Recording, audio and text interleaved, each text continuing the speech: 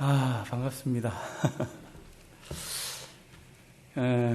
제가 20살에 고향을 떠났어요. 그리고 35년이 흘렀습니다.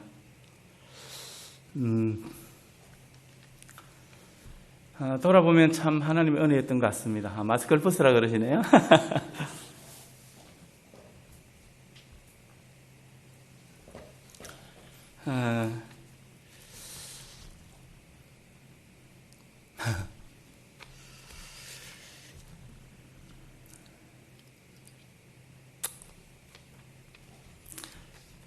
몇 개월 전에, 한 2달 전에 필리핀에 있으면서 제가 꿈을 꿨는데, 우리 대한교회 강당에 앉아서, 무릎에 앉아서 우는 꿈을 꾸었어요.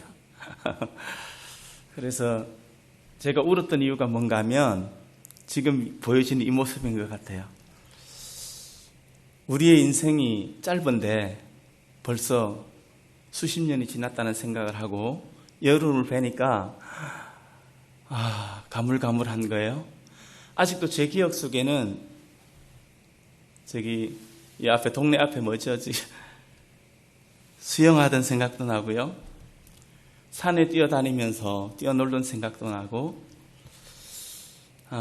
온 데를 헤집고 다니던 개구장의 시절이 아직도 눈에서 나는데 어느덧 시간이 이렇게 많이 흘렀습니다. 제가 오늘 좀 서서 우리 임영건 목사님한테 부탁을 이렇게 올렸더니 흔쾌히 승낙을 해주셔서 제가 강단에 서게 되었고, 또 제가 하고 있는 사역들을 좀 소개할 수 있는 시간들이 되는 것이 참 감사하고, 우리 목사님과 또 당회와 모든 성도들에게 감사를 드립니다. 그래서 제가 올라오기 전에 아까 물어봤어요. 여쭤봤어요. 목사님, 설교 얼마나 해야 됩니까? 그랬더니 마음 놓고 하시라고. 그래서 여러분 흑띠까지 다 끌어가 그냥 편하게 제가 얘기하는 거 다 하겠습니다. 그래서 시간 편하게 가져서 우리 함께 은혜 나눌 수 있는 시간이 되기를 원하는데, 첫째는 제가 수십 년 동안 시간이 지나면서 어떻게 지금 이 자리까지 왔는지 간략하게 좀 소개를 드리고, 그리고 지금 사역하고 있는 필리핀의 선교 사역을 좀 보고를 드리고, 그리고 하나님 말씀을 기초해서 하나님 말씀을 나누는 시간들을 가지도록 하겠습니다. 여러분이 잘 아는 것처럼 저도 제 기억도 여러분들 이렇게 안에 눈에 선하실 거예요. 그죠? 저는 찬양을 하는데 우리 이용구 장로님 성가대 하셨던 모습이 기억나요. 늘 그냥 성가대 하시고 찬양 인도해 주시고 하셨던 장면들이 생각나는데, 우리 어머니는 늦게까지 좀 있었지만, 몇 년 더 있었지만, 저는 고등학교 졸업하면서 바로 떠났어요. 그 앞에 것은 뭐 얘기 안 해도 되고, 그때 당시에 뭐 포도원 사과 농사는 우리 누구죠? 정대, 우리 후배인데 정대 어머니가 사과 농사 하셨고, 다른 친구들은 또 포도 농사를 하고 그러셨잖아요. 근데 제가 죄송한데요, 밭이란 밭은 제가 다 쓸고 다녔어요. 제 손으로 소리를 안 해본 적이 없어요. 다 돌아왔어요. 그만큼 개구장이었고, 또 감사한 거는 저희 놀이터가 교회당이었어요. 저 위에 있을 때도 교회 밑에 바닥은 마룻바닥이었잖아요. 그럼 그 밑에 들어가서 놀던 기억도 있고, 여기 건축할 때도 이 밑에 들어가서 놀던 기억도 있고, 아주 그냥 개구장이 중에 개구장이었습니다. 그리고 이제 저희가 서울이 올라가고 난 이후에 군생활을 마치고 저는 군대를 전역하고 난 이후에 28회 신학을 시작했어요.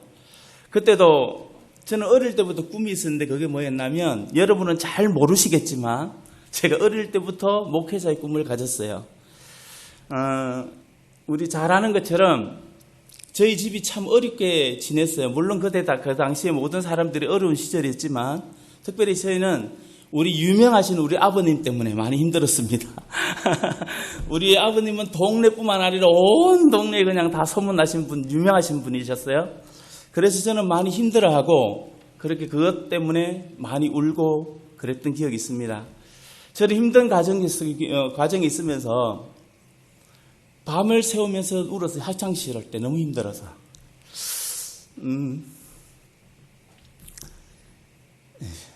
학창시 참 예민할 때 아닙니까? 그죠? 근데 우리 아버님은 그냥 술만 드시면 길거리고 어디고 다 나빠져 그냥 누워 계시는 거야. 그러니까 그 예민한 시절에 제가 모시러 가야 되니까 저는 착한 사람이었어요. 개구장이었지만. 그래서 우리 아버님을 모셔오고 그런 게 저희가 상처가 돼서 많이 좀 방황할 수 있는 기회였는데, 그럼에도 불구하고 그 많은 아픔들을 하나님 앞에서 풀었어요. 밤에 누워서 잠자면서 눈물로 밤을 지새우고, 또 우리 산 밑에 맨 첫 집이었잖아요. 그 장독 뒤에서 하나님, 우리 집 왜 이렇게 가난해야 돼요?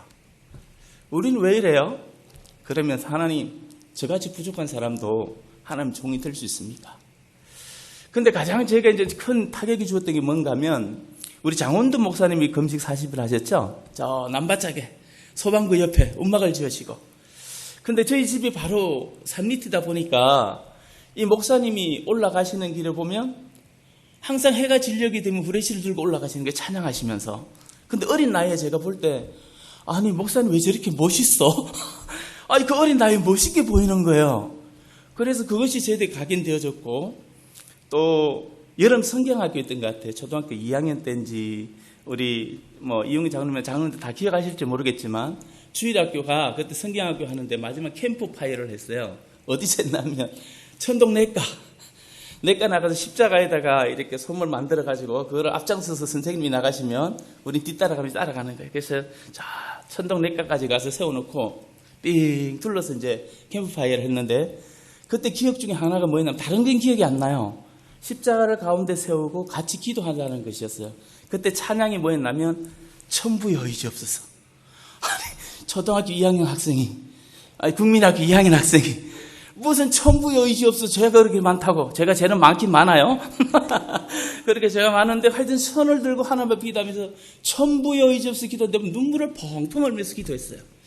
뭐 기도는 아니었고 서글픔인지 뭔지 하여튼 손을 들고 그렇게 눈물을 흘렸던 기억도 있습니다. 그리고 이제 28 돼서 군에 전역하고 신학을 가겠다고 결단했는데, 그것도 좀 이제 하나님의 은혜 속에 된 것이죠. 저는 우리 어머니가 언제나 우리 보면 자라오신 이렇게 커면서 특별히 신학을 하면서부터 저에게는 멘토이고 좋은 선생님이고 영적인 선생님이고 또 친구이고 서로 교제나면서 영적인 것들을 나눌 수 있는 든든한 우리 버팀이 되시는 우리 어머니셔요. 제가 기억하기도 우리 어머니는 시골에 있으면서도 새벽 기도를 빠진 적을 못 봐요. 잠자고 있으면 부시시 하면 새벽 기도 가신다고 나가시고, 그런 모습을 보아서 그런 영적인 것들을 제가 받았지 않았나, 그런 생각을 하게 되게 됩니다. 그리고 이제 28에 제가 신학교를 시작하게 됐는데, 신학하면서도 전적인 하나님의 은혜로 된 것 같아요. 제가 이제 총회 인준신학교인 서울신학교 봉천동에 있는 신학교를 나왔어요. 거기서 학부를 거쳐서 그다음에 대학원을 들어가고 대학원에서 공부를 하고 이제 목사 안수를 받았는데, 그 과정들도 참 은혜였던 것 같아요. 저는 신학교 다니면서 우리 동기들을 막 끌고 다녔어요. 어디를 끌고 다니냐면 산기도로. 저 청계산 기도원을 제가 자주 가는 기도 처소인데, 거기 가면 큰 중턱에 가면 바위가, 넓은 바위가 있습니다. 거기를 신학생들을 끌고 그냥 다 올라가는 거예요. 동기들을 데려가서 야 기도해야지, 신학생 기도해야지 그러면서 산에 거기 기도 많이 했던 기억들이 있고요. 그리고 이제 학부를 마치고 대학원을 들어가는데, 대학 들어가는 것도 제가 참 놀기를 좋아하고 우리 친구들 같이 좋아하면서 공부도 참 지지들 못했어요 제가. 그렇지만 하나님 은혜로 이제 대학원을 들어가야 되는데 어쨌든 시험을 쳐야 되잖아요. 그 시험을 쳐서 들어가야 되는데, 그때가 공교롭게 2098년도, 97년도 제가 수동기도원에 있었어요. 수동기도원에. 이태희 목사님 아시죠? 그죠? 봉사 이태희 목사님. 그 수동기도를 연구가 있어서 거기 가서 이제 기도를 하고 있는데, 저희 학생회 회장님이 전화가 왔어요. 저희 동기 학생회장이. 이제 나이는 어려요. 그러니까 뭐라 그러면, 형, 지금 뭐 하냐고 그렇게 묻는 거예요. 그래서 제가 얘기했습니다. 아니, 지금 대학원에 들어가려면 공부를 해야지. 나 지금 수동기도원에서 지금 공부하고 있다고. 그러게 이제 공부를 하고 있었는데, 형, 조금 기다려봐. 아마 시험을 안 봐도 될 것 같다고. 그래요. 그래서 무슨 소린가 했어요. 그때가 이제 우리 집사람 태국에 단기 선교 나가 있을 때 교제할 때였는데, 저 사람 나한테 관심도 없었어요. 결혼하겠다고. 나만 그냥 생각하고 있었는데, 그런데 어쨌든, 그런데 친구가 그러는 거예요. 형, 그냥 무시험으로 들어갈 것 같아. 기다려보소. 그래요. 그래서 이제 알고 봤더니 어떤 상황이 있는가 하면, 저희 전까지가 시험을 치는데 대학원 들어가기 위해서는 시험을 치고 나면 학장님 추천으로 한 명이 들어갈 제도가 있어요. 한 명이. 무시험으로 들어갈 수 있는 제도가 있는데 제가 들어갈 때에 10%를 무시험으로 들어가는 제도를 만들어버린 거예요. 제가 그렇게 생각을 해요. 제가 참 머리가 둔하니까 하나님의 전적인 방법을 통해서 법을 바꾸어서 나를 하나님이 대학원에 이게 참 무식하고 못하는 아이를 목사를 만들려고 그러니까 주의종으로 쓰려고 그러니까 그게 능력이 안 되니까 어쨌든 집어넣어야 되겠는데 그래서 하나님 방법을 쓰셔서 그 법을 없는 법을 만들어 저를 대학원에 들어가게 했어요. 그래서 사람한테 연락했더니 무슨 시험도 안 보고 합격했냐고 그런 얘기를 하더라고요. 그리고 이제 들어가서 대학원을 들어가고 목사 안수는 2002년도에 저희가 강도사 고시가 있었어요. 여러분 꿈은 이루어진다. 히딩크 감독 그죠? 한참 우리 한국 대한민국이 그냥 뜨거운 그렇게 이게 막 열정이 뜨었던 그럴 때잖아요. 축구가 그냥 먼지를 하고 온 국민이 하나 되던 그런 시절이었는데 제가 어디 와 있었냐면 요 상주에 가면 수양관이 하나 있어요. 수양관이. 그때 이제 우리 문경에 남옥교회 이원호 목사 그리고 뭐 우리 동기들 몇 명이서 거기서 합숙을 하면서 그래 공부를 했습니다. 그런데 그 와중에 하나님께서 한 분만 이렇게 패스를 해서 또 이렇게 목사가 되어서 안수를 경기노에서 받았어요. 어쨌든 그렇게 오는데 말입니다. 하나님께서 저를 많은 훈련들을 좀 하게 하셨어요. 이것저것 훈련하게 하시고 뭐 많이 다들 보면 사연이 있고 또 아픔도 있고 고통도 있고 진통이 있지만 저도 나름대로 그런 과정을 느껴서 하나님께서 또 이렇게 세우시고 지금은 선교사로 내몰아서 지금 사역을 감당하게 하시는데 제가 감당히 생각해 봐도요, 이게 제가 할 수 있는 영역이 아니에요. 2019년도 9월 달에 제가 필리핀을 나갔습니다. 그때 나갈 때도 제가 나가려고 나갔던 건 아니고 하나님께서 저를 떠밀어서 거기 나갈 수밖에 없도록 그런 환경을 만드시고 그리고 말씀하시기를 네가 할 일이 있으니까 나가라. 그렇게 말씀하셔서 나갔습니다. 죄송하지만 물 한 컵 좀 주실 수 있나요? 그렇게 하나님께서 저를 몰아서 이제 필리핀에 나가 2019년 9월에 나가서 갔는데 처음에는 그러더라고요. 연락을 드렸더니 선교 텀이 한 텀이 끝났는데 목사님 올 일이 없으실 것 같다고 안 하셔도 될 것 같다고 이러셔요. 그래서 제가 부탁을 드렸어요. 아니 하나님께서 인도하시는 거 있는 것 같아서 혹시나 거기 다시 한번 더 요청해 보시고 어떤지 기도 좀 해보시면 좋겠다고 그렇게 말씀드렸더니 일주일 후에 연락이 왔어요. 목사님 들어오셔도 되겠습니다. 우리 선교단체 팀이 전체가 일제히 환호하며 환영한다고 그렇게 흔쾌히 허락해 주셔서 제가 나가게 되었습니다. 그리고 이제 지금까지 이렇게 사역을 해오고 있는데 2019년 말부터 시작해서 지금까지가 코로나 기간이에요. 그죠? 이 세계가 힘들어하고 고통하는 기간인데 그동안에 있었던 우리 사역 소개들을 잠깐 좀 하도록 하겠습니다. 우리 PPT 좀 띄워주시겠어요? 2019년도 9월 달에 제가 이제 처음 필리핀 나갔어요. 필리핀은 5월 달부터 시작해서 11월까지가 우기철입니다. 그래서 비가 6개월 동안 비가 내리는데 9월 달에 갔더니 그동안은 저희 KPGM이라는 단체인데 이 KPGM은 유한 계시로 개명 제자와 그다음에 하나님 나라 된 백성 그들이 땅에서 다스리라는 그 본문의 말씀 요한계시록 1장, 5장, 20장, 22장 그 말씀을 근거해서 KPGM이라는 단체가 세워졌는데 그동안에는 여러 가지 이렇게 훈련을 하고 하는 과정 속에 어려움을 많이 겪었어요. 그런데 제가 나갈 때쯤 되어서 감사합니다.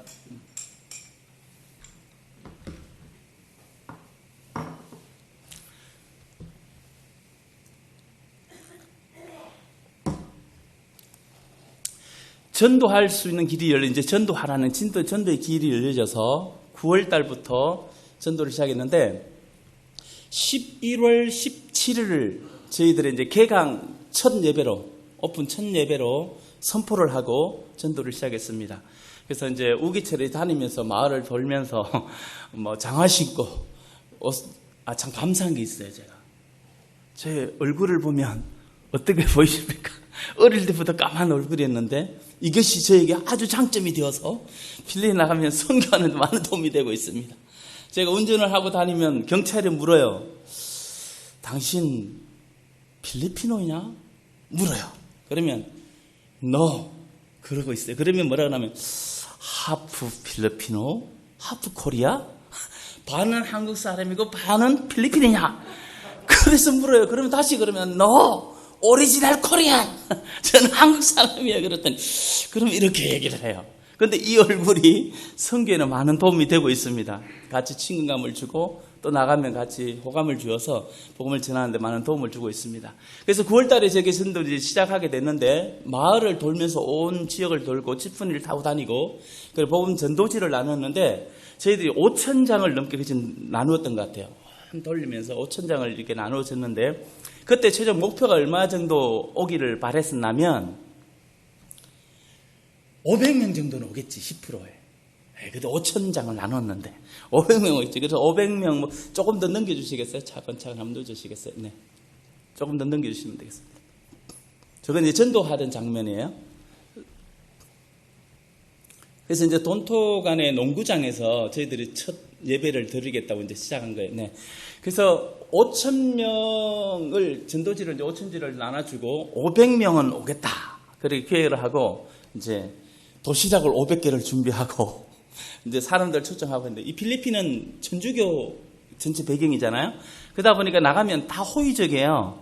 그런데 그 마인드는 안 깨져요. 복음이라는. 그래서 번어게인 한다는 이 거듭남에 대한 것들을 모르고 우리도 기독교하고 이렇게 자기는 차별을 똑같은 기독교라고 생각하고 있고 예수 그리스도의 생명적인 것들을 또 조금 그냥 자기 나름대로 행위적인 신앙 속에 빠져 살아가는 그런 민족이에요. 근데 어쨌든 이제 저렇게 하면서 당일날 초청을 해서 모여들었는데 얼마가 왔냐면 5,000명의 10%가 오면 감사하겠지만 10%의 10%가 와서 50명이 왔어요. 50명이 참석을 해서 이제 우리도 실망스럽습니다. 낙심도 되고 좌절도 되고 이게 대체 하나님 뭡니까? 다 온다 그랬는데 왜 안 오는 거예요? 그렇게 얘기를 했더니 50명 오고 나서 이제 그러고 나서 저희들이 이제 사역을 마감하는데 하나님 그러시는 거예요. 내 시작은 미약하였으나 내 나중은 심디 창대하리라. 그게 이제 그 말씀이 어떻게 들으면 그렇잖아요. 참 웃기네. 너희들 위로하려고 그냥 위로 삼으려고 너희가 만들어낸 말씀이지 뭐 성경에 있는 거 갖다 끼면 다 말씀이냐 이렇게 생각할 수 있잖아요. 근데 하나님께 저희들이 위로를 주셨어요. 그리고 말씀이 뭐라 그러냐면 너희들이 수고하고 애쓴 것을 알겠다. 그리고 우리는 그냥 그렇게 하고 이제 감사하면 넘어갔어요. 그게 어떤 결과를 이어질지를 모르고 그러고 나서 이제 사역이 진행되는데 그 코로나 기간 동안에 이제 넘겨주시겠어요? 저게 오시면 다 온 인원이에요. 저기 전체 인원이고. 그리고 12월 달에, 여기는 필리핀은 12월 연말이 되면 전체적으로 큰 연휴예요, 연휴. 그래서 크리스마스 전후로 해서 1월 초까지 해가지고 가족을 찾아가고 온 가족들 모여서 잔치를 하고 그리고 뭐 서로 또 신년의 어떤 것들을 기획을 하고 이런 일들을 하면서 큰 행사를 지나는 게 연말인데 이 12월 달에 저희가 살고 있는 이 바기오의 돈토간이라는 동네에 마을 잔치가 있었어요. 그때 저희들을 보고 그러는 거예요. 와서 오픈 예배 찬양으로 인도해 달라고. 그래서 이제 했던 장면인데 주민들은 많이 모였는데 저희들이 이제 찬양을 앞에서 인도하는 그 사진입니다. 또 한번 넘겨주시겠어요? 저거는 이제 그 민속 대나무를 이분 타요. 그래서 저걸 타고 나면 꼭대기 가면 뭐가 이렇게 하는 상품이 하나 걸려 있는데 쌀 한 포. 그렇게 저기 있어. 그거를 타고 올라가면 내려오면 쌀 한 포 주는 거예요. 근데 저기에 기름을 칠해서 아무도 못 올라가요. 올라가는 사람이 한 사람도 없었어 그때. 팀을 해가지고 다 올라갔는데도 못 올라가더라고요. 저도 올라가려고 한번 발버둥 한번 쳐봤는데 몸무게가 늘어나가지고 제가 20대만 돼서도 올라갔을 텐데 저는 다람쥐 같은 그때 막 온데를 해지고 다녔잖아요. 그런데 뭐 안 되더라고요. 힘이 도저히 안 되더라고요. 그리고 저렇게 지나면서 이렇게 춤도 추고 주민들과 또 필리핀 사람 같죠? 그렇게 저렇게 기쁨의 시간을 가진 마을 잔치를 가졌습니다. 그때 한 1,000여 명이 모였던 것 같아요. 같이 모여서 이렇게 축하하고 그랬던 시간입니다.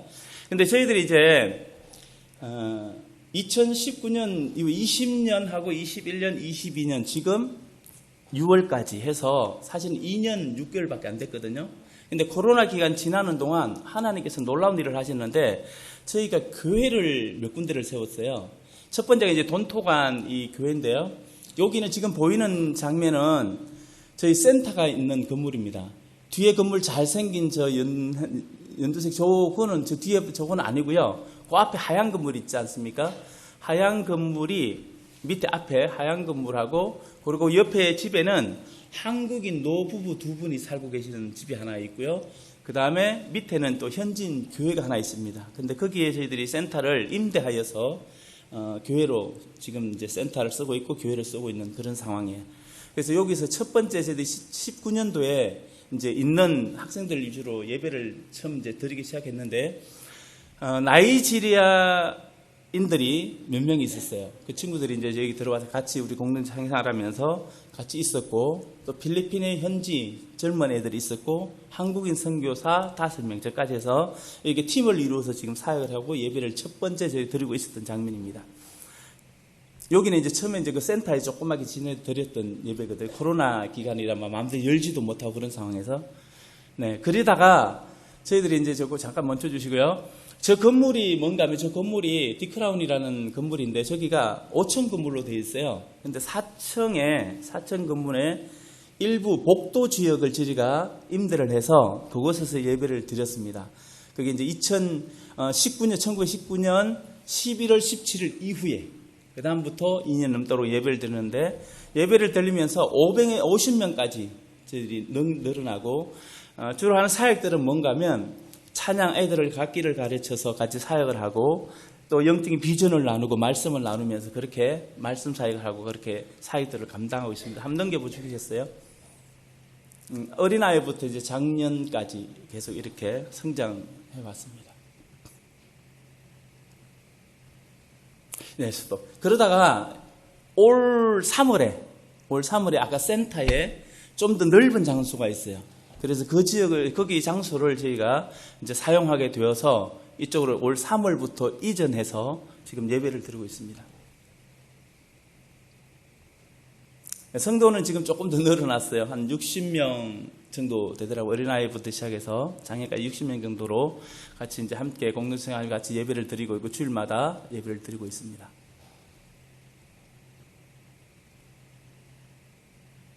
네. 그리고 이제 저희들이 G교회들이 세워졌다 그랬는데 그 첫 번째가 저기 비락이라는 곳이에요. 저희 바기오 있는 곳에서 1시간 가량 떨어진 곳에 교회를 세웠는데 잠깐만 뒤로 다시 좀 돌려주세요. 이쪽에 이렇게 봐야 됩니다. 이쪽에 계시는 분은 원래 이제 개척을 하신 목사님이에요. 근데 지금 사역자는 이쪽에 계시는 목사님이 지금 사역을 하고 계시고 뒤에는 스폰 역할을 하고 계시는 분이시고요. 그래서 이 지역은 처음에 이제 들어가셔서 개척을 했는데 다음에 한 장면 넘겨주시겠어요? 예배를 어디서 드렸냐면 저렇게 마당에서 드리는 거예요. 예배를 뭐 건물도 제대로 없고 이러니까 그냥 이분들은 어딘 장소가 되면 그냥 의자 하나가 놓고 그냥 예배를 드리는 거예요. 그렇게 예배를 시작해서 건축하게 예배가 드리게 됐는데 저희들이 어느 정도 재정이 좀 확보가 되어져서 이곳에 교회를 세우려고 건축을 작정하였습니다. 그래서 교회 건축을 저렇게 시작하고 얼마 안 돼서 이렇게 이쁜 교회가 건축되었습니다. 이거는 한 1,000만 원 정도 예산 들어갔어요. 전체 들어간 게. 그래서 어떻게 이쁘게 드려서 다음 보면 이제 봉헌 예배 드렸던 사진들이 있습니다. 한 100여 명이 모여서 함께 축하하고 기뻐하고 하나님 앞에 봉헌을 드렸던 그런 사진입니다. 그리고 이리산이라는 지역인데 여기는 이리산의 두 번째 교회예요. 여기는 가운이 아니고 전통 의상 입고 있는 분이 교회를 개척하셨어요. 개척해서 이제 1년, 2년 좀 지났는데 그 옆에는 이제 후임으로 오신 담임 목사님 하고 있고 이건 스폰 목사님이시고요. 그렇게 사역을 하고 있습니다. 근데 그게 이제 작년 2000년도 다음 사진 한번 넘겨주시겠어요? 거기 보면 이게 장소가 어떤 장소인가 하면 주차장이에요. 주차장에서 앞에 있는 그러니까 지프니 앞에 있는 저 장소 조그만 장소에서 성도들이 예배를 드리고 그리고 또 성경 공부를 하고 그렇게 사역들을 감당하다가 그 뒤에 찌푸니 서 있는 주차장을 저희들이 건축을 해야 되겠다고 그렇게 또 마음이 모아져서 건축을 진행하고 있는데, 지금 이제 공사를 한참 진행하면서 요 사진은 1주년 때 1주년 행사했던 사진입니다. 그때도 좀 100여 명 이상 모였던 것 같아요. 그래서 모여서 같이 축하하고 또 하나님 앞에 예배 드림으로 감사하고 그랬던 사진입니다.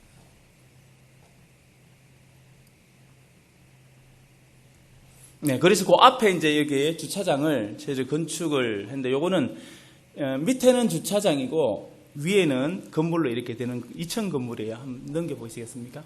네, 이렇게 지금 이만큼 이렇게 완공돼서 이제 마지막 마무리 단계에 들어가고 있습니다. 그래서 아마 제가 돌아가면 그 집 마무리가 될 것 같습니다.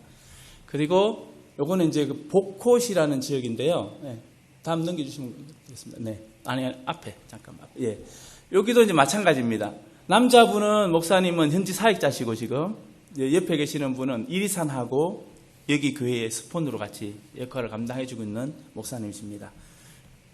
그래서 저기는 그 지역에 성도님이 건축을 하는 장소를 임시로 예배 처소로 사용했어요. 그래서 저희가 이제 방문을 했던 사진인데, 그때 갈 때 같이 가면 그분들 식사 준비해주고 우리는 찬양으로 또 준비해서 같이 섬겨주고 그랬는데, 잠깐만 여기서부터는 잠깐만요. 이제 저 장면은 또 뭔가 하면 이 지역에 이웃 초청 그 전도 대회를 했어요. 그래서 그 사진 할 때 우리는 전체 팀이 나가서 찬양으로 인도해주고 같이 섬기면서 같이 은혜를 나누고 말씀 나누고 그랬던 장면인데요. 요게 이제 다음 한 넘겨줘 보시겠어요? 찬양팀들이 같이 가서 찬양도 섬겨주고, 그래서 여기서도 한 100여 명 된 것 같아요. 지역에 이거 모이고 같이 모여가지고 그렇게 하면서. 그게 이제 시간이 아침에 저희들 출발해서 갔는데, 여기는 한 3시간 가까이 2시간 반에 3시간 가까이 걸리는 산간 지역입니다. 그리고 날씨는 제가 있는 데는 필리핀의 전체가 많이 덥다고 생각하시잖아요. 근데 제가 있는 지역이 필리핀은 3개 지역으로 좀 나눕니다. 맨 아래 남쪽에 있는 민다나오가 있고요. 그리고 중간에 비사스가 있고 맨 위에 루손섬이 있는데, 제가 있는 곳은 루손섬이에요. 근데 그 루손섬 중에서도 수도가 마닐라잖아요. 마닐라가 저기 루손섬에 있고, 그 옆에 보면 산간 지역인 바기오라는 지역이 있어요. 여기는 해발 한 1,500, 1,600m 정도 되는데, 그 지역에서는 서늘해요. 아침 저녁 한 가을 날씨 정도 되고, 낮 기온은 조금 덥고 그런 상황인데, 어쨌든 환경은 그런 상황이고, 밑에 지방을 내려가면 기온이 한 35도, 40도 막 이렇게 올라온 더운 날씨예요. 참 사역하러 저희들이 지방도 내려가는데, 내려가게 되면 참 많이 더워요. 그냥 있는 자체가 고문이에요. 그냥 있으면 땀이 짤줄 날 정도니까. 어떤 선교사님 그렇게 얘기하시더라고요. 사우나가 여긴 없냐고 이렇게 얘기했더니, 사우나가 뭘 필요하냐고, 차문 열고 들어가서 그냥 팬티만 입고 들어가라고, 문 닫고 있으면 사우나가 된다고, 그렇게 할 정도로 그렇게 밑에 지방 참 많이 무덥고 또 습하고 그렇습니다. 그런데 다음에 이제 이 장면은 저희들이 2020년부터 미션 클래스를 현지 목사님들과 또 교회 지도자를 중심으로 시작하는데, 첫 번째 시작이 목사님 4분이, 현지 목사님 4분이 멤버가 되어져서 저희 사역자들하고 같이 시작을 했습니다. 그래서 이제 찬양을 하고 같이 또 기도를 하고 말씀을 나누고 그러면서 비전을 키워가고 이런 일들을 해오면서, 현재는 조금 더 이제 늘어나서 인원이 한 20명에서 25명 그 정도로 지금 늘어나서, 요거는 이제 잠시 미팅하는 장면, 이렇게 인원이 좀 많이 늘어났습니다. 그래서 여러 지역들에서 오는데, 아까 우리 숨기던 교회 있었잖아요. 저희 본부 교회인 돈토관과 그 다음에 산간 지역에 있는 비락, 그리고 이리산, 그리고 또 주위에 있는 목사님들, 이렇게 같이 해서 한 20여 명에서 또 젊은이들 합쳐서 한 25명 이렇게 같이 함께 사역을 감당하고 있습니다. 그래서 이 일을 하는 이유는 뭔가 하면, 필리핀이 참 많이 복음적으로 열악합니다. 물론 이제 한국에서도 많은 투자들이 들어가고 선교사들로 많이 파송되었고, 예전의 경우 같은 데는 필리핀 마닐라 그쪽, 그러니까 루손섬 이쪽 지역만 해도 필리핀에 진짜 선교사만 해도 3,000명 이상 얘기를 하는 경우가 있었어요. 지금 현재 상황 정확하게 모르겠는데, 그렇게 많이 들어가서 선교사에 들어가고 사역을 하고, 또 한국 교회가 지원을 많이 해주던 사역을 그렇게 감당했었는데, 하나님께서 어쨌든 여러 가지 사정 속에서 있음에도 불구하고 선교지라는 것은 특성이 있어서 그런지 모르지만 많이 어려움들이 있어요. 영적인 상태에서 보면. 그래서 또 이 전체적인 배경이 필리핀 천주교 배경이 되다 보니까 더 영적인 모습들이 어떻게 보면 불모지와 같은 곳이 아닌가 그런 생각을 해봅니다.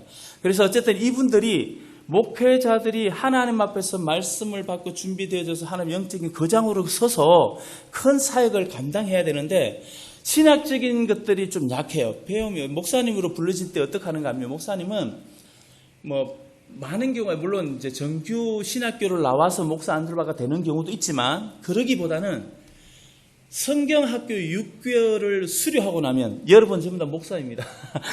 6개월만 수료하고 나면 그분들을 전적으로 목회라는 사람은 목회만 하면 교회 생기면 그냥 목사라고 불러요. 그래서 안수 따로 안 받아도 그냥 목사라고 부르고 안수는 나중에 받아서 이제 목회를 그렇게 사역을 감당합니다. 그렇게 사역을 감당하는 게 하다 보니까 신학적인 것들이 바탕이 너무 약해서 말씀이 약하고 그래서 이상한 복음이 생겨나요. 자기 복음으로 말씀을 전하고 하다 보니까 좀 안 좋은 영향들이 이렇게 일어나기도 하는 그런 일들이 있습니다. 그래서 이 목사님들을 또 영적으로 함양시켜서 건강한 교회를 세워가고 이를 통해서 훈련한 다음에 이 사람들이 하나님의 큰 일을 감당할 수 있는 훈련이 필요하겠다. 그래서 미션 클래스가 이제 진행되고 계속 그렇게 감당합니다.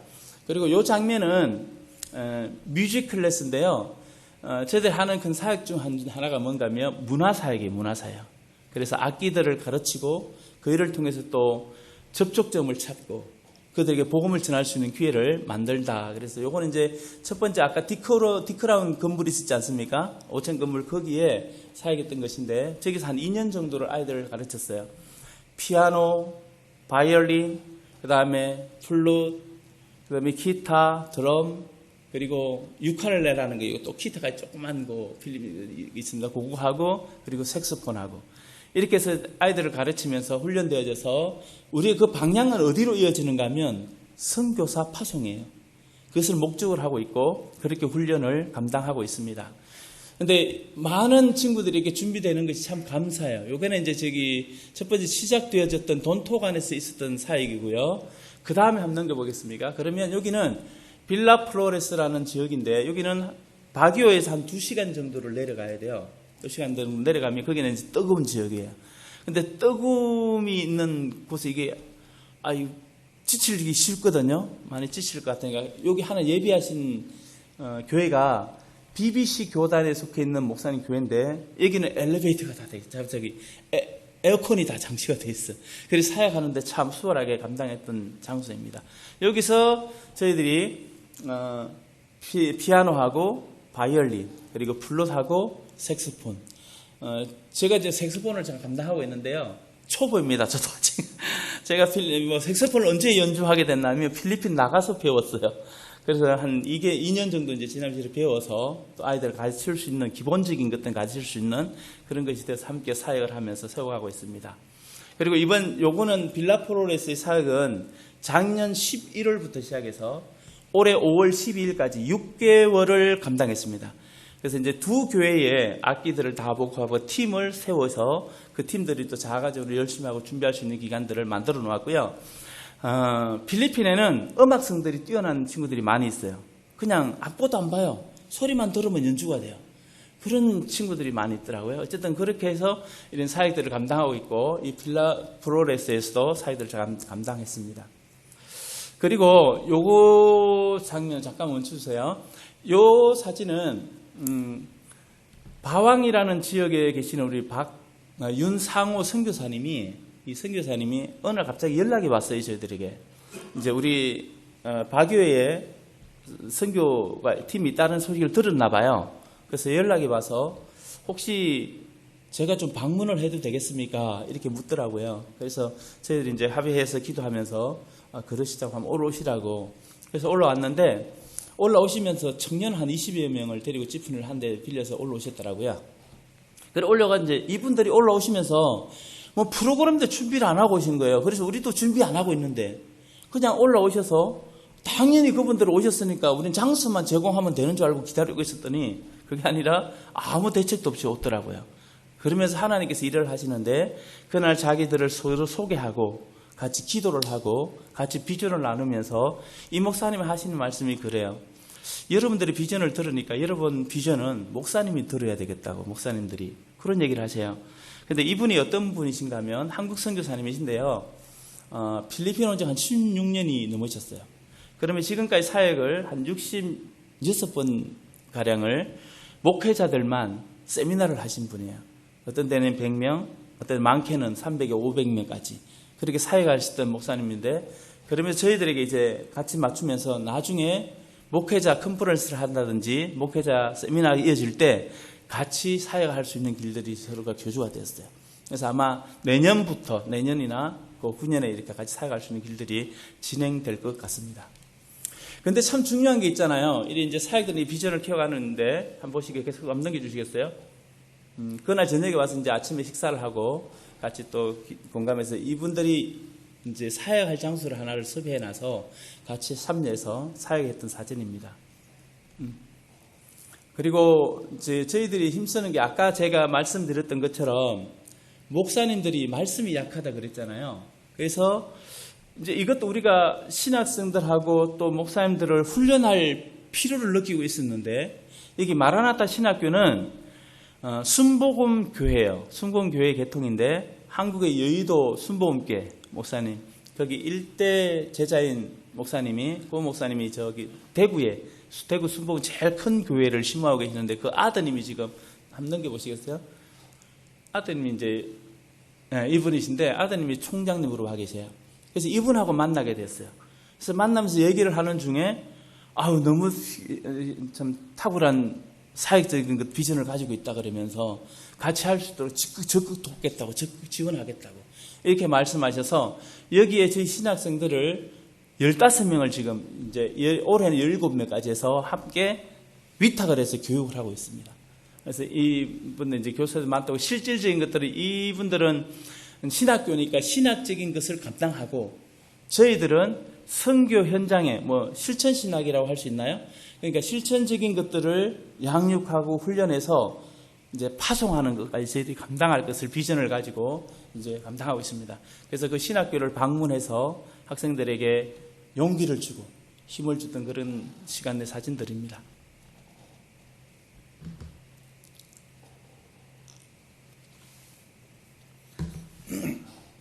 근데 참 중요한 게 있잖아요.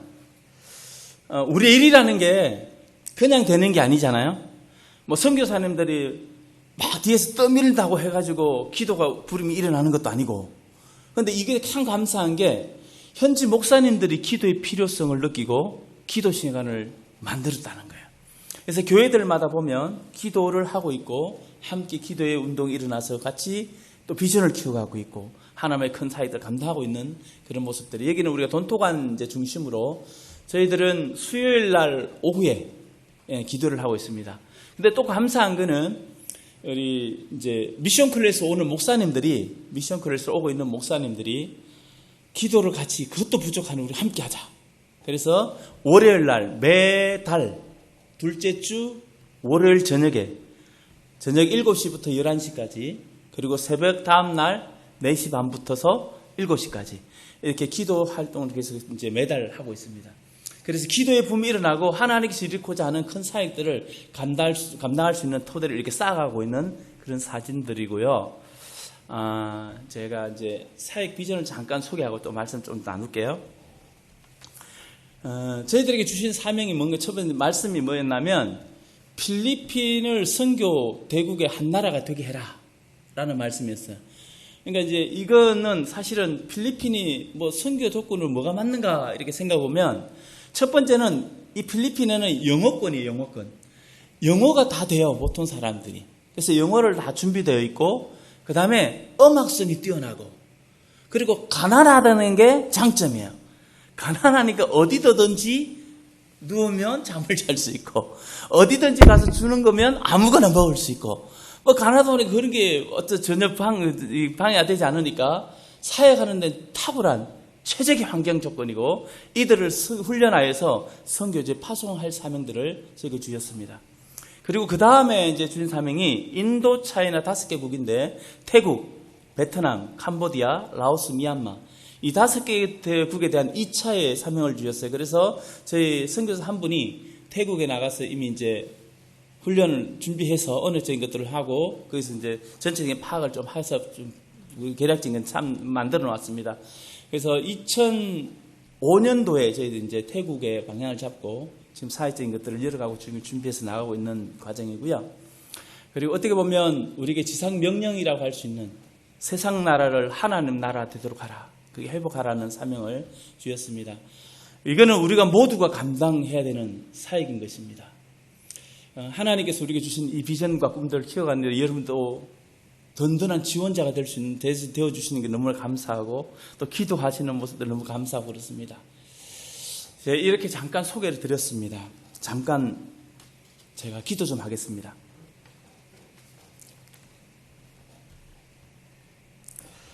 사랑의 하나님, 은혜와 사랑을 감사드립니다.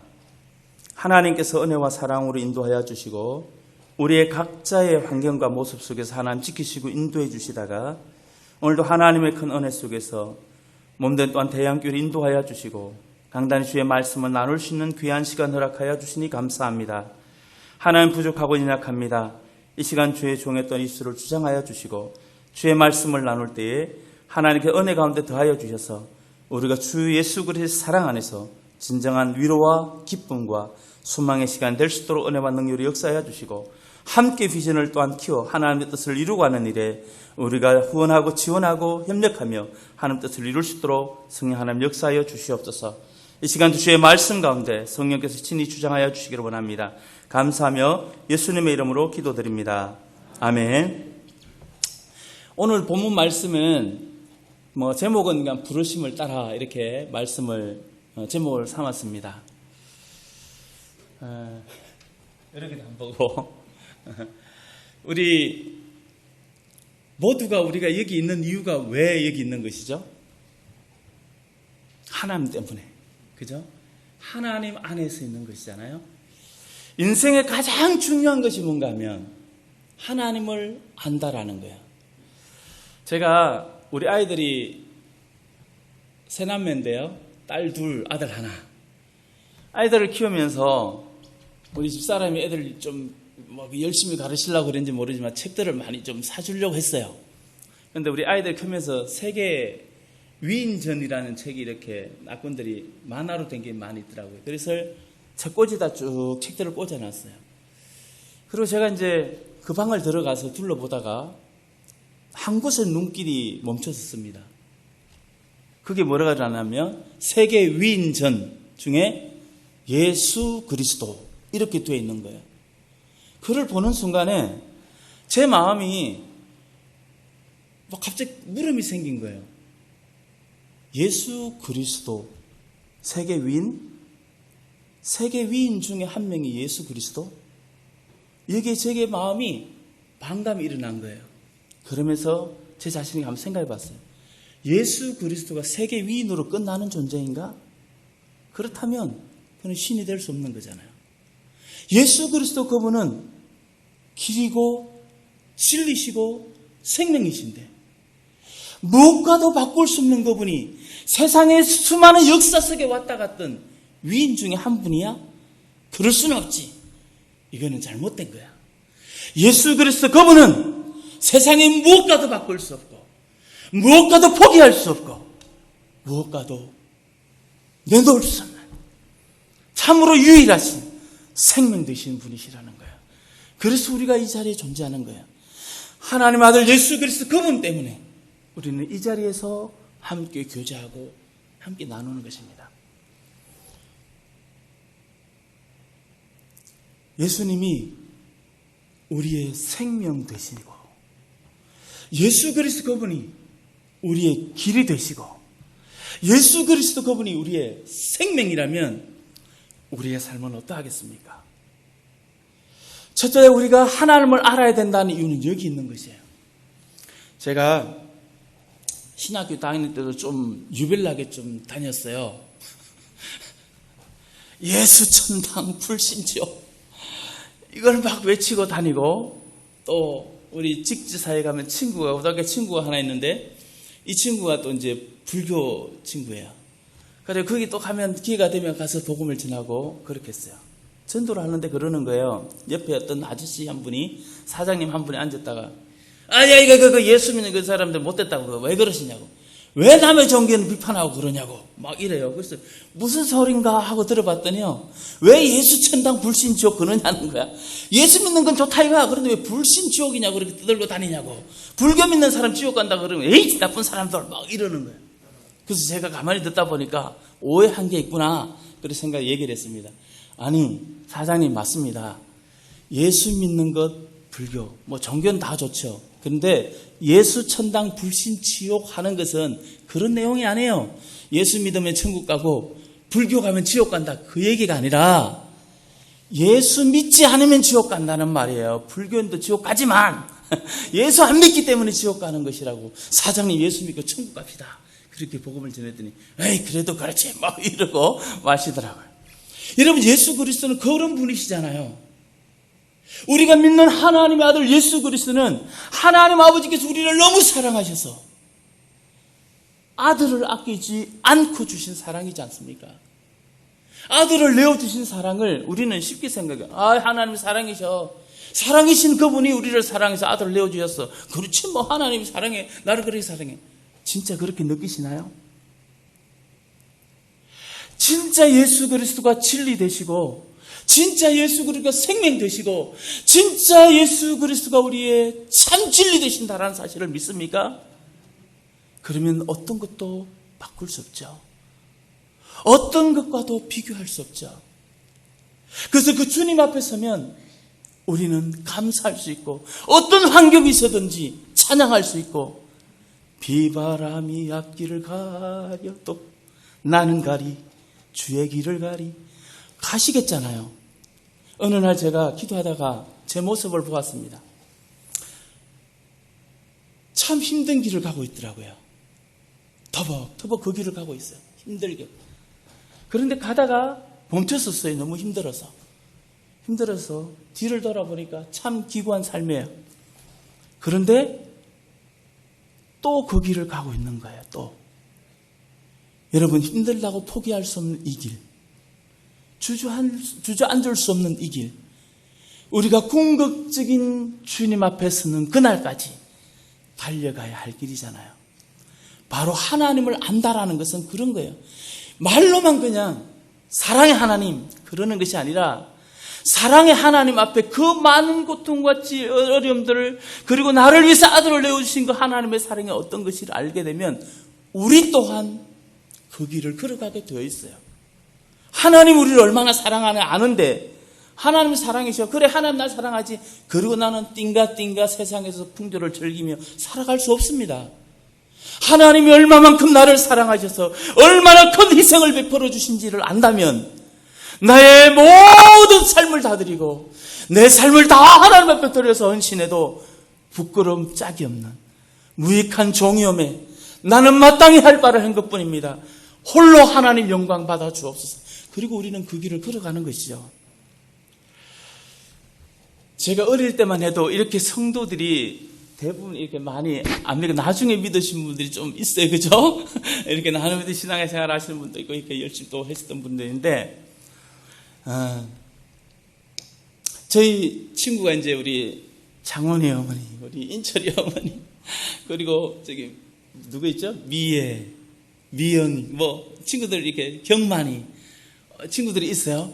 그런데 대부분 또 우리 형님들이고 그러시는데, 그때는 사실은 신앙생활 하지만 어떻게 보면 하나님이 진리라고 믿지 않았던 것 같아요. 그냥 습관적으로 다녔고, 그냥 교회 가면 사탕 주고 교회 가면 이렇게 성탄절 같은 선물 주는 거, 그거 좋아서 달렸어요. 제가 돌아보면 어릴 때 주일학교 선생님이 그때 누군지 정확하게 모르겠어요. 성경 요절을 외워오라 그러더라고요. 성경 요절을 외워오라 그래서 그때는 뭐 성경도 좀 귀했던 것 같고, 그런데 성경 요절을 제가 성경 볼 그것도 안 되고 있는데, 우리 집에 뭐가 있었냐면 이렇게 액자같이 이렇게 걸려있는 것 중에 성경 구절이 하나 있었어요.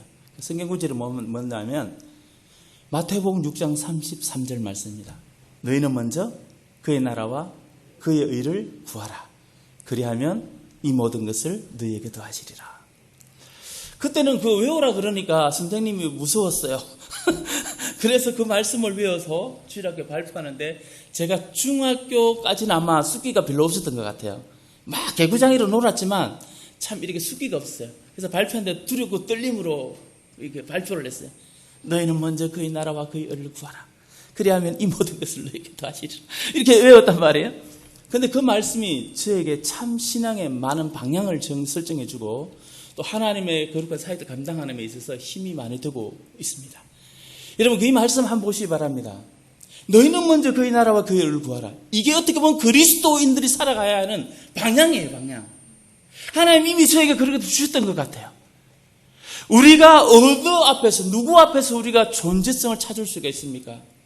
하나님이 안 계시면 우리도 존재하지 않아요? 하나님이 안 계시다면 우리는 어떻게 보면 이 땅에 있을 수가 없는 존재들이에요. 하나님께서 모든 만물을 창조하실 때 창세기 1장 1절 말씀하는 것처럼 태초에 하나님이 천지를 창조하시니라. 하나님께 천지를 창조하신 그 말씀 속에는 우리의 삶의 모든 주권과 모든 삶의 우리의 삶의 이유와 모든 것들이 그 부분 안에 달려있다라는 거예요. 여러분 우리가 모두가 그리스도 안에서 성도들이고 하나님의 백성들인데 우리가 존재함에 있어서 얼마나 수많은 역사들이 흘러간지 아세요? 지금 어떻게 보면 어떤 분은 그러실 거야.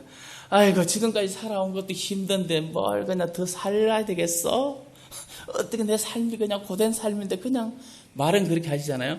하나님 빨리 데려가세요. 천국이 좋사오니. 그렇게 얘기하지만 정작 죽었이 빨리 돌아가시라 그러면 무슨 소리 하냐고 더 살아야 되겠다고 그러시잖아요.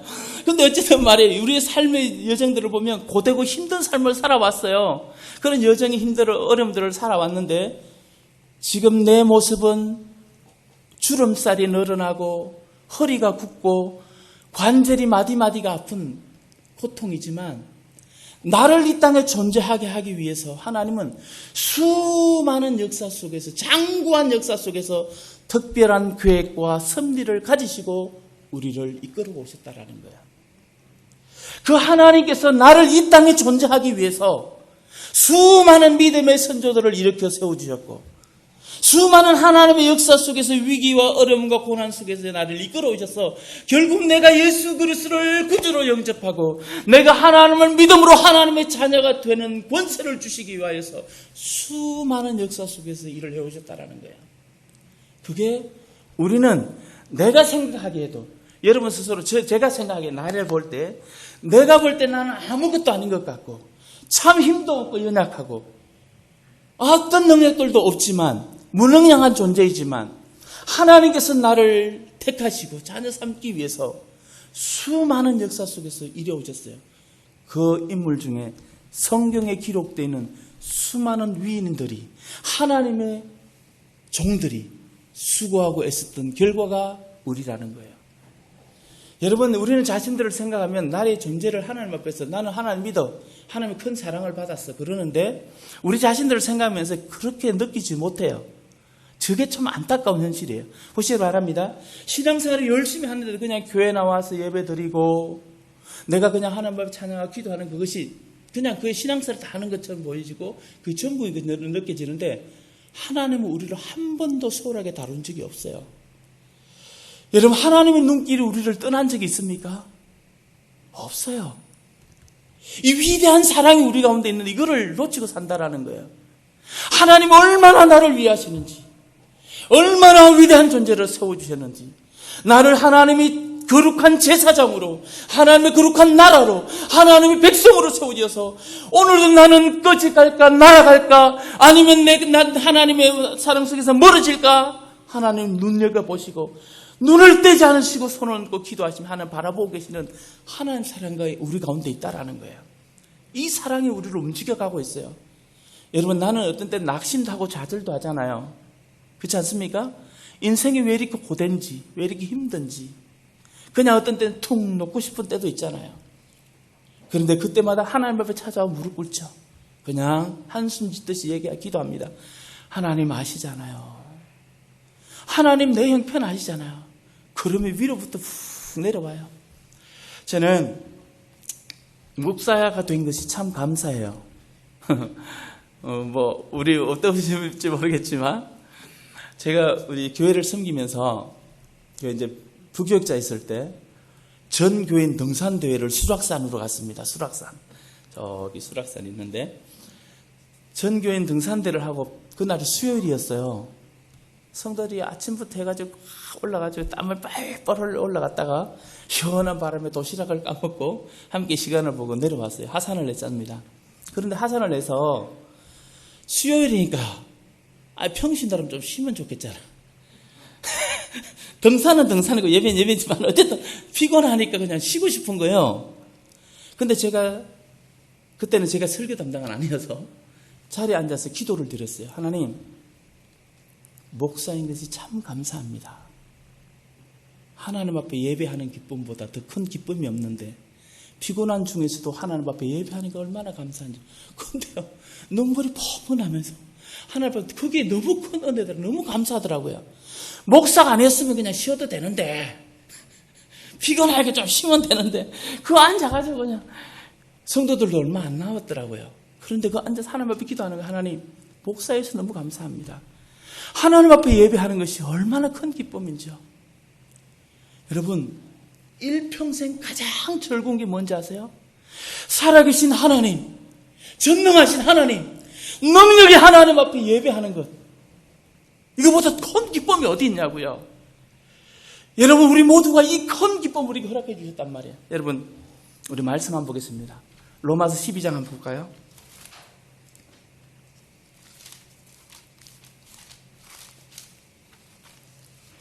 로마서 12장 1절 2절 말씀입니다.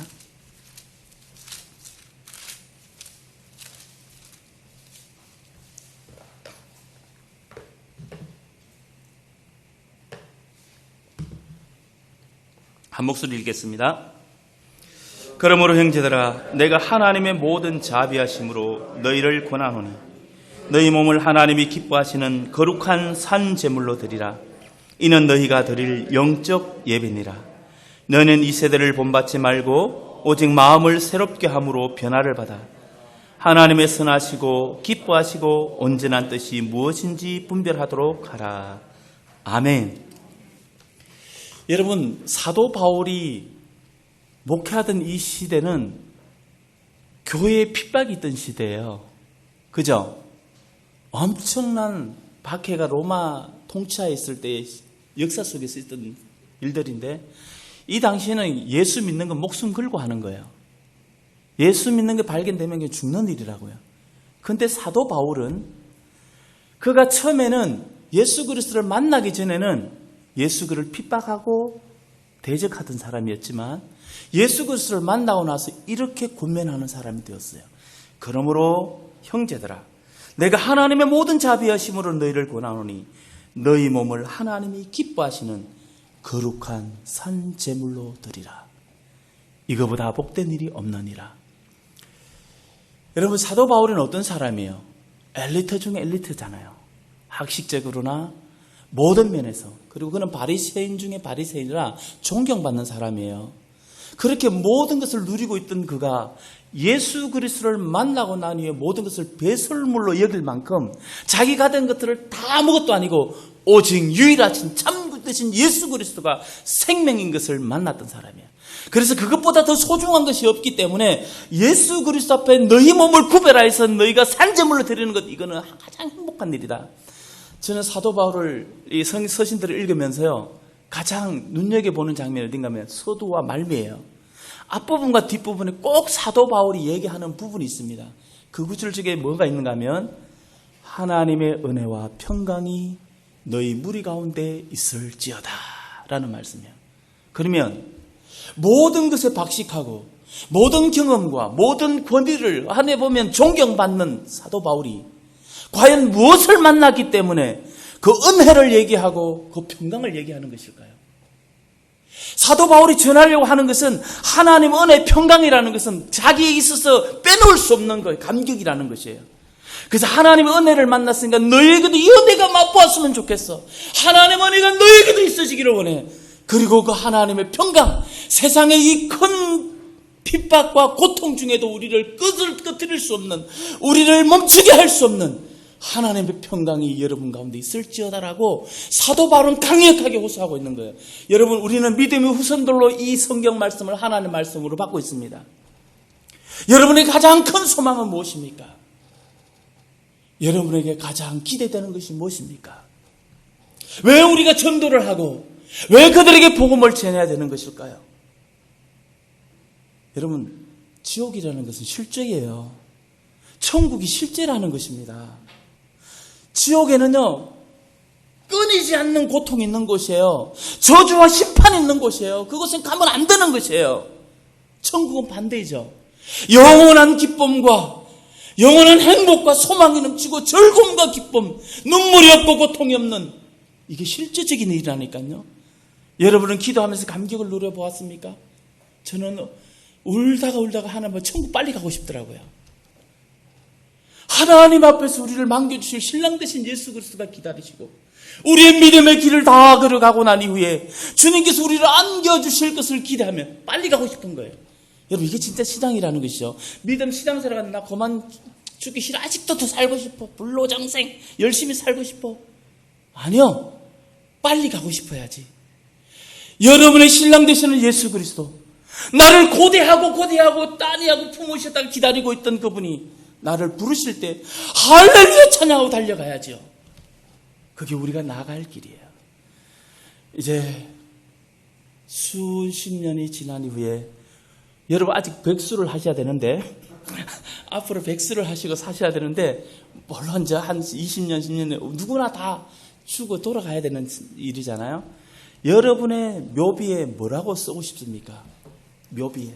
묘비명을 뭘 쓰고 싶으세요? 제가 공동묘지도 많이 가봤어요. 장례실 뭐 이렇게 하다 보면 가보면 어디 성씨, 무슨 공파, 뭐 몇 대, 뭐 이런 거 써가지고 특히 저 안동이나 집안 유교 집안 전통이 있는 데는 그걸 다 써놨어요. 그러니까 자녀 순서는 다 적어놨더라고요. 묘비에 뭘 쓰고 싶으세요? 제가 저 생각해봤어요. 나는 묘비에 뭘 쓸까? 참 부끄럽지만 제가 묘비명을 생각해놨어요. 내가 사랑하는 주님과 일평생 동행하다가 내가 사랑하는 그 주님 품에 잠들다. 여러분 기대가 되세요? 얼굴이 쭈글쭈글 녹은 주름 낀 눈하고 다리가 완전 허리 굽은 나를 주님이 그렇게 기다리신대요. 그래, 내 사랑하는 딸아, 내 사랑하는 아들아, 내가 너를 얼마나 기다렸는지 아니? 너의 힘든 과정들을 내가 다 알고 있어. 이제 내게 와서 쉬어라. 주님이 기다리고 있다고요. 우리는 이 길을 걸어가는 거예요. 얼마나 남은 인생인지 모르지만 우리에게 맡긴 이 사명의 몫을 다 하고 가는 거예요. 아무리 힘들어도 주저할 수 없는 길, 멈출 수 없는 길, 내가 부르다가 고래고래 소리 지르고 외치다가 목이 쉬고 터져라 죽을지언정 불러도 좋을 이름, 바로 예수 그리스도 그분의 이름 부르다가 내가 생명 다하는까지 그분의 이름을 부르고 주님 앞에 설 때에 할렐루야로 나아가는 것이에요. 그러면 우리 주님은 우리를, 여러분 성경에 스데반 집사의 순교 사건을 기록하잖아요. 그게 우리의 모습이에요. 한번 생각해 보세요. 스데반 집사님에 보면 돌을 맞아 죽는데 하나님 우편에 예수님이 편히 앉아 주무시더라. 그랬습니까? 하나님 우편에 예수 그리스도 그분이 앉아서 쉬고 계시더라. 그랬나요? 스데반 집사 순교 장면에 하나님 우편에 서 계신 아들 예수 그리스도를 보았다 그랬어요. 눈을 열고.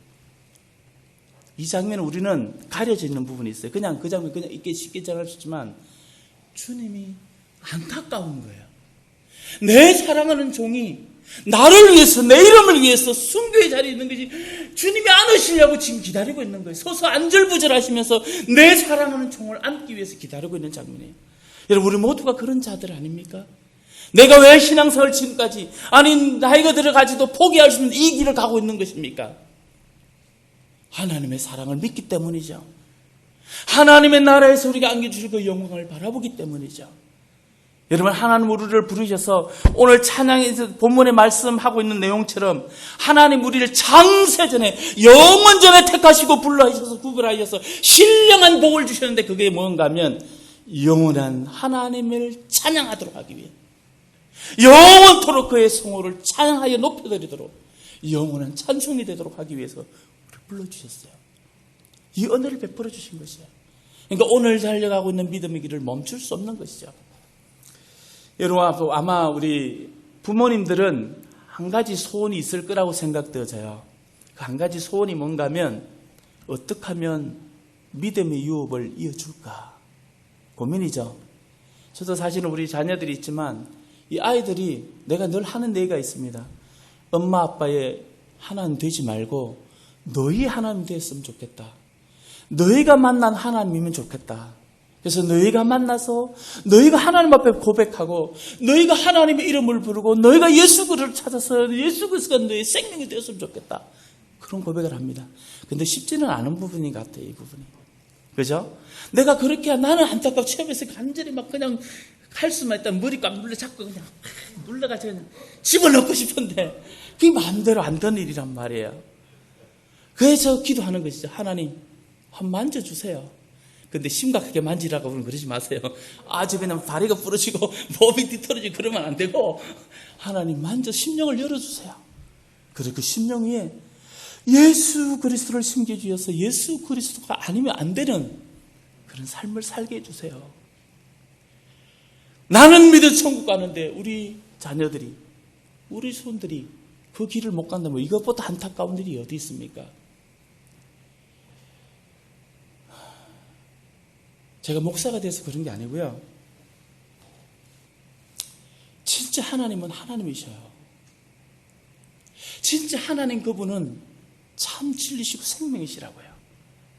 그래서 그분 앞에 매여서 우리 삶을 드리고 그분 앞에서 입을 열어 찬양하는 것이 가장 복 중의 복이에요. 여러분, 우리 찬송 하나 해볼까요? 391장 반주 좀 부탁드릴게요. 저 높은 곳을 향하여. 490일인가요?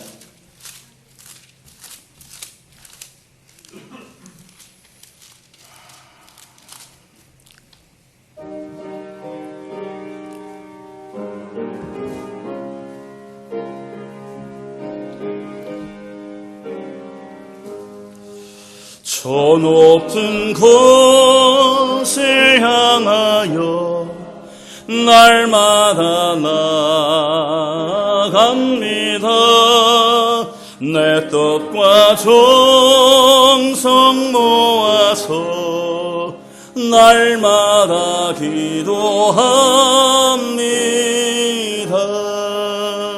내 주여, 내 맘 붙드사 그곳에 있게 하소서.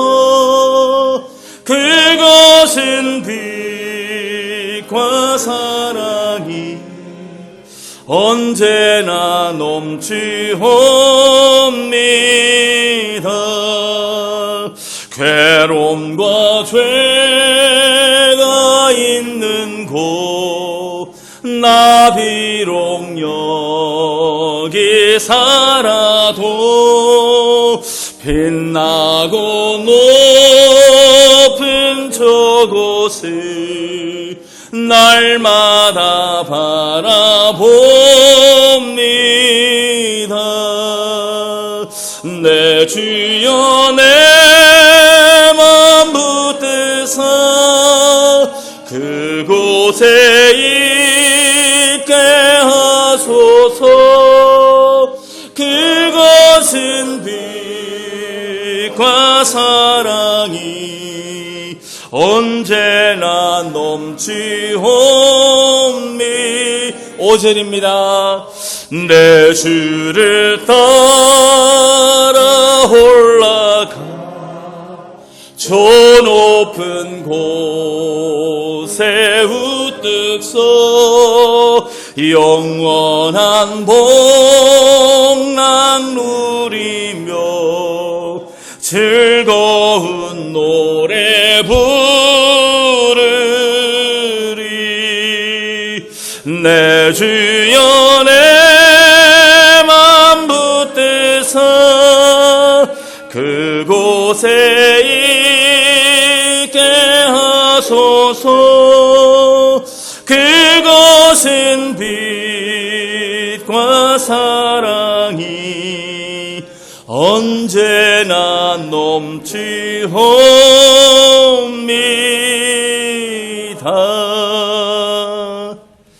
아멘. 여러분, 저는 부족한 중에서도 필리핀에 선교를 나가 있습니다. 선교를 현장이라 그러잖아요. 그죠? 저는 하나님 주신 은혜 속에서 열심히 사역 감당하겠습니다. 제가 달려가야 될 길을 다 달려가겠습니다. 애쓰고 수고하고 하나님 이끄심 따라 기도하며 그 뜻을 이루기 위해서 달려가겠습니다. 여러분들 저를 위해서 기도 많이 해주시기 바랍니다.